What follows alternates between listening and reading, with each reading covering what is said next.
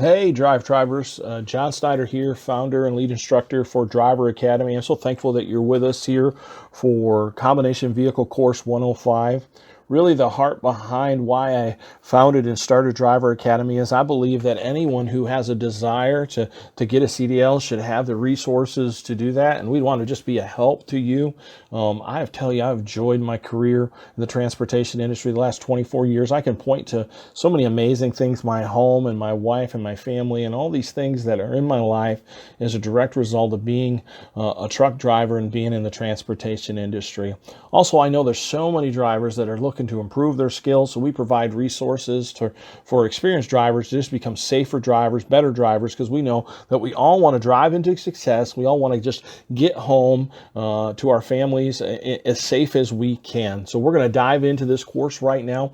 I want you to just encourage you to make sure that you've downloaded the PDF, that you have that there. You can take notes there. And we're going to talk about handling combination vehicles, driving combination vehicles safely. Drivers of combination vehicles need more knowledge and skill than drivers of a single vehicle. Rollover risk, more than half of truck driver death and crashes are a result of truck rollovers. When more cargo is piled up in the truck, the center of gravity moves higher up from the road. The truck becomes easier to turn over. Steer gently. Trucks with trailers have a dangerous crack the whip effect. When you make a quick lane change, the crack the whip effect can turn the trailer over. There are many accidents where only the trailer is turned over. Rearward amplification causes crack the whip effect. I would know what rearward amplification is. Brake early, control your speed, whether fully loaded or empty. Large combination vehicles take longer to stop when they are empty as to when they are fully loaded. Railroad highway grade crossings can also cause problems, particularly when pulling trailers with low underneath clearance. These trailers can get stuck on raised crossings. Low slung units, low boys car carriers, moving vans, possibly livestock trailers in the bunch can get hung up. Single axle tractors pulling long trailers with landing gear set to accommodate a tandem axle. We want to also prevent trailer skids. When the wheels of the trailer lock up, trailers will tend to swing around. This is more likely to happen when the trailer is empty or lightly loaded. Recognizing the skid. The earliest and best way to recognize that a trailer has started a skid is by seeing it in your mirror. Stop using the brakes. Release the brakes to get traction back. Do not use the trailer handbrake if you have one. To straighten out the rig, this is the wrong thing to do, since the brakes are on the trailer wheels cause the skid in the first place. Turning wide. When a vehicle goes around a corner, the rear wheels follow a different path than the front wheels. This is called off-tracking or cheating, and I would know that. Braking with the trailer. When backing with the trailer. When backing a car, straight truck, or bus, you turn the top of the steering wheel in the direction you want to go. When backing a trailer, you turn the steering wheel in the opposite direction. Whenever you back up with a trailer, try to position your vehicle so you can back in a straight line. If you must back on a curved path, back to the driver's side so you can see. When backing, we want to look at your path, use both mirrors on both sides. I often tell people walk that path before you back it. Back slowly, correct your drifts immediately, and pull up if you need to make a pull-up. And remember, there's no shame in getting a good pull-up. I see these guys pull up like 10 feet and then try again. Pull way up. The more room you have to use it. Use the extra room. The trailer hand valve, also called the trolley valve, works the trailer brakes. The trailer hand valve should only be used to test the trailer brakes. It's not part of your normal braking daily. The tractor protection valve keeps air in the tractor or truck brake system should the trailer break away or develop a bad leak. The tractor protection valve is controlled by the trailer air supply control valve in the cab. It's that red one right there to your right. The trailer air supply control on newer vehicles is red 8-sided knob, which you use to control the tractor protection valve. You push it in to supply the air, trailer with air, and you pull it out to shut the air off and put the trailer emergency brakes on. Combination vehicle air brakes, the trailer air lines. Every combination vehicle has two air lines, the service line and the emergency line. The service air line. The service line, also called the control line, or signal line, I learned it as control line, carries air, which is controlled by the foot brake. which I also learned is called treadle valve, or by the trailer handbrake, which I learned is trolley valve. Emergency air lines. The emergency air line is also called the supply line. It has two purposes. First, it supplies air to the trailer air brakes. Second, the emergency line controls the emergency brakes on the combination vehicle. Glad hands are coupling devices used to connect the service and emergency air lines from the truck or tractor to the trailer. The couplers have rubber seals which prevent air from escaping. Trailer air tanks. Each trailer and converter dolly has one or more air tanks. They're filled by emergency supply line from the tractor. They provide air pressure used to operate the trailer brakes. The shut-off valve and shut-off valves.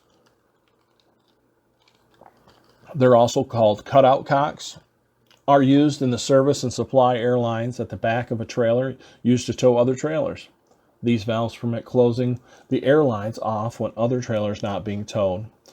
Trailer service park and emergency brakes. Newer trailers have spring brakes, just like trucks and tractors. However, converter dollies and trailers built before 1975 are not required to have spring brakes. Now, let me tell you, I don't think you're ever going to run into them, but it's an important thing you're going to see when we talk about the drop and hook procedures, why you actually aired up the trailer and then reset the brake before you got all the way under it, was because some trailers didn't have spring brakes back in the day.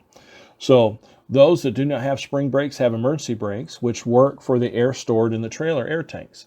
The emergency brake comes on whenever the air pressure emergency line is lost. Trailers required to have ABS. All trailers and converter dollies built on or after March 1st, 1998 are required to have ABS. However, many trailers and converter dollies built before this date have been voluntarily equipped with ABS. Braking with ABS. ABS is an addition to your normal brakes. Does not decrease or increase your normal braking capacity. ABS only activates when the wheels are about to lock up. ABS does not necessarily shorten your stopping distance, but it does help you keep your vehicle under control during hard braking. Coupling your tractor, you're going to want to get out, inspect the fifth wheel, make sure those jaws are open, inspect the area, chuck your wheels. You're going to position the tractor right in front of that pin, back slowly, stop, secure the tractor just as the fifth wheel touches the kingpin apron. Check the trailer height, make sure everything's good. That kingpin apron should come into contact at about a quarter of the way up on that fifth wheel. And then you're going to connect those air lines and then supply air to the trailer and then relock the trailer brakes. And that's part of the old way of doing it, and that's simply because back pre-1975, those trailers didn't have spring brakes, so if we didn't air it up and set the brakes, the trailer could really walk away from us. And if the spring brakes are failing on modern day trailers, that can happen too. Back under the trailer, you get all the way under there, you'll hear it lock, and then check the connection for security. I usually like to do a tug check at that point, and then I get out and then I climb underneath, and after I've secured the vehicle, and I inspect that coupling. I literally climb all the way underneath with a flashlight, and I look to see that the jaws are locked around that pin. If you haven't seen it with your eyes, you don't know what's happened. Then I connect the electrical cords, check all my air lines, raise the front trailer supports, the landing gear, and I check that both legs have come up. That bar across there can break, and then remove the trailer wheel chocks, and then prepared to roll. I do another tug check. I roll forward, and then I do a brake check, and I make sure everything is good. Uncoupling the tractor, position the rig, ease pressure on the locking jaw, and the best way is once you've set those trailer brakes, just roll the tractor, just roll it back, so that'll push the kingpin right up into the pocket, so it's not right up against that locking jaw. Chalk the trailer wheels, lower the landing gear, make sure this is an even surface, make sure both sets of landing gear come down, disconnect the air lines, the electrical cable, hang them up, unlock the fifth wheel, and every fifth wheel unlocks a little differently. Pull the tractor partially clear. So you're just going to pull out just about to that spot where you'd normally, just about where the kingpin apron and that fifth wheel would come together, and stop. Secure the tractor, and then you want to go out and inspect everything. Make sure that trailer is secured, because your tractor's still under it, so you don't drop it. Make sure everything's secure. That also gives the opportunity for the air brakes to level out, the airbags to level out, so you don't have to risk any chance of hitting that pin on the last frame member of your tractor. And then you can pull your tractor clear and you've dropped the trailer. Coupling system areas, you want to check the fifth wheel lower and upper, air lines and electrical, the sliding fifth wheel. If it's got a sliding fifth wheel, you're going to want to make sure that's locked. Check your landing gear. You're going to see if you're hauling doubles, obviously the air flows to all the trailers. You're going to test your tractor protection valve, charge the air system, shut the engine off, step on and off the brake pedal several times to reduce the air pressure in the tanks. The trailer air supply knob, that should pop out when the air pressure falls in your pressure range specified by the manufacturer, 20 to 45 psi. I would know that. Test the trailer emergency brakes, charge the air brake system, check that the trailer rolls freely, then stop, pull out the trailer knob, make sure you pull that out, and then place it in emergency position. Pull gently on the trailer with the tractor to check that the trailer emergency brakes are working. And then test the trailer service brakes. Check for normal air pressure, release the parking brakes, move the vehicle forward slowly, and apply the trailer brakes with a hand control or the trolley valve. If so equipped, you should feel them come on. This tells you the trailer brakes are connected and working.